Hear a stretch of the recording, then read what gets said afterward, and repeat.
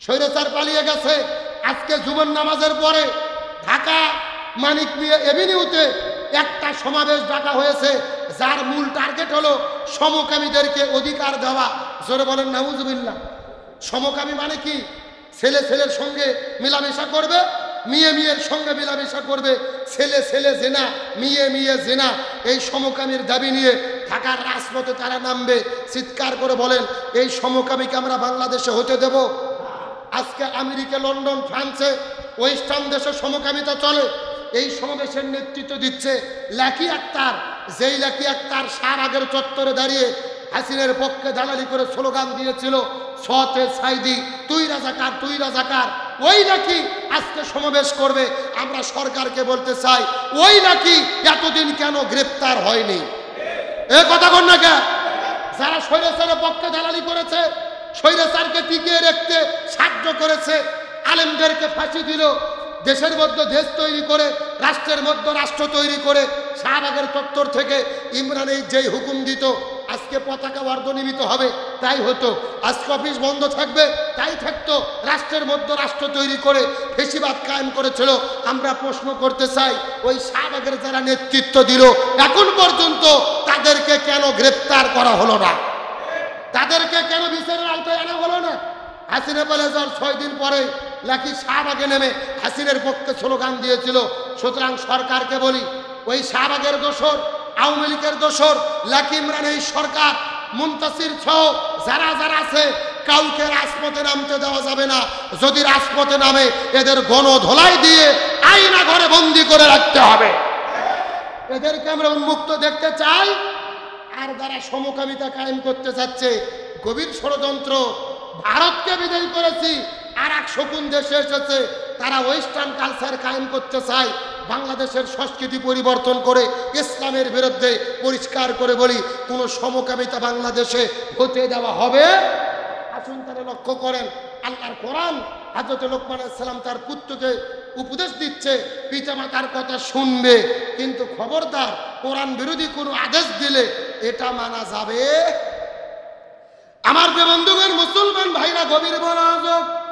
হযরত লোকমান আলাইহিস সালাম তার পুত্রকে 10টা ওসিয়ত করেছেন, 10টা উপদেশ দিয়েছেন। তার মধ্যে 4 নম্বর উপদেশ সম্পর্কে আল্লাহ তাআলা কত চমৎকার করে বলেন। আল্লাহ সুবহানাহু ওয়া তাআলা বলেন, ইয়া বুনাইয়া আকিমিস সালাহ, নামাজ কায়েম করো। নিজেও নামাজ আদায় করবে, সমাজের মধ্যে নামাজটাকে তোমরা কায়েম করবে। তারপরে আল্লাহ সুবহানাহু ওয়া তাআলা বলেন, 4 নম্বর, তুমি আকিমুস সালাহ, নামাজ কায়েম করো। ওয়া আমারু বিল মারুফ, ভালো কাজের তোমরা আদেশ করবে। ওয়ানহা আনিল মুনকার, আর মন্দ কাজের, এই জমিন থেকে মন্দ কাজগুলোকে বন্ধ করে দেবে। ওয়াসবিরি আলা মা আসাবাকুম, আর যখন বিপদ বালা মুসিবত আসবে, তখন বিপদের সময় তুমি ধৈর্য ধারণ করবে। জোরে বলেন সুবহানাল্লাহ। আকিমিস সালাহ, নামাজ কায়েম করতে হবে। জোরে বলেন, নামাজ কি করতে হবে? ওয়া আমারু বিল মারুফ, ভালো ভালো কাজের আদেশ করো। আল্লাহ তাআলা বলেন, কুনতুম খায়রা উম্মাতিন উখরিজাত লিন-নাস, তোমাদেরকে সর্বোত্তম জাতি বানানো হয়েছে।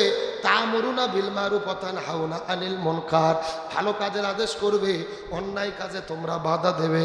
অন্যায় বাধা দেবেন কেমনে? আমার নবী বলেন, মান রাআ মিনকুম মুনকার, যদি তখন তোমাদের সামনে কোনো অন্যায় কাজ তোমরা দেখতে পারো, তখন তোমরা কি করবা? ফাইল্লাম ইয়াস্তাতি ভাবি বিয়াদিহি, তোমরা হাত দিয়ে অন্যায়কে বাধা দেবে। ফাইল্লাম ইয়াস্তাতি, যদি তোমরা সেটা করতে না পারো, ভাবি লিসানিহি, মুখ দিয়ে বাধা দেবে। ফাইল্লাম ইয়াস্তাতি, যদি তোমরা সেটা করতে না পারো, ভাবি কলবিহি, অন্তর দিয়ে ঘৃণা করবে। হুয়া আযাফুল ঈমান, এটাই হলো দুর্বল ঈমানের অংশ। অন্যায় যদি আমরা দেখি, ঈমানের ভাগ হলো 3টে। জোরে বলেন কয়টা? 1 নম্বর হলো মান রাআ মিনকুম মুনকার ফালিয়ুগাইয়ির বিয়াদিহি, যদি তোমাদের সামনে কোনো অন্যায় হয়, 1 নম্বর তোমরা হাত দিয়ে প্রতিরোধ করবে। জোরে বলেন, হাত দিয়ে কি করবে? প্রতিরোধ করবে, বাধা দেবে। ফাইল্লাম ইয়াস্তাতি, যদি সেটা করতে না পারো, সাহস কম, শক্তি কম, তখন তোমরা কি করবে? ফাবিলিসানিহি, মুখ দিয়ে বাধা দেবে। ফাইল্লাম ইয়াস্তাতি, এটাও যদি করতে না পারো, ভাবি কলবিহি, অন্তর দিয়ে সেটাকে ঘৃণা করবে, কখনো অন্যায়কে সমর্থন করা যাবে? জোরে বলেন যাবে? সুতরাং বাংলাদেশে ইসলাম বিরোধী যদি কোনো আইন হয়, আমরা প্রয়োজনে হাত দিয়ে বাধা দেব, না পারলে মুখ দিয়ে নিষেধ করব, না পারলে অন্তরে ঘৃণা করব। তারপরে কোরআন বিরোধী কোন আইন এই বাংলার জমিনে হতে দেব। কারা কারা যে একটু হাত তুলুন তো দেখি। লিল্লাহি তাকবীর। হাত পাবেন। 90% মুসলমানের দেশে ইসলাম বিরোধী কোনো কর্মকাণ্ড আমরা কখনো হতে দেব? তাহলে আসেন, আল্লাহর কোরআন বলতেছে, লোকমান আলাইহিস সালাম তার ছেলেকে বললেন, আকিমুস সালাহ, নামাজ কায়েম করো। তারপরে কি করবে? ওয়ামারু বিল মারুফ, ভালো কাজের আদেশ দাও। ওয়ানহা আনিল মুনকার, অন্যায় কাজে তোমরা বাধা দাও। ওয়াসবির আলা মা আসাবাকুম, যখন তোমাদের মধ্যে বিপদ আসে ওই বিপদের সময় তুমি ধৈর্য ধারণ করো। চিৎকার করে বলেন সুবহানাল্লাহ। আমার বন্ধুগণ, মুসলমান ভাইরা, গভীর মনোযোগ। তাহলে চিৎকার করে বলেন তো দেখি, বিপদের মধ্যে ধৈর্য ধারণ করতে হবে কার হুকুম? আরো জোরে বলেন। কথাগুলো সুন্দর করে বোঝার চেষ্টা করবেন। হযরত লোকমান আলাইহিস সালাম তার পুত্রকে 10টা ওসিয়ত করলেন। এই ওসিয়তটা বুঝাইতে গিয়ে লোকমান হাকিম তার সন্তানদেরকে ডাক দিয়ে বলে, ছেলেরে, বিপদ যখন চলে আসবে তখন তুমি সবর করবা। তার কারণ হলো, ইমানদারের জীবন কখনোই ফুলযুক্ত পথ হতে পারে না। ইমানদারের জীবন হলো কাঁটাযুক্ত পথ। ভালো থাকতে পারবা না, বিপদের মধ্যে তোমাকে পড়তেই হবে। তবে ভালোভাবে জেনে নাও, ইমানের যখন তুমি পরীক্ষা দেবে, ইমানের পরীক্ষা দেওয়ার কারণে, ওই বিপদের কারণে আল্লাহ তোমার জীবনের গুনাহগুলোকে মাফ করে দেবে।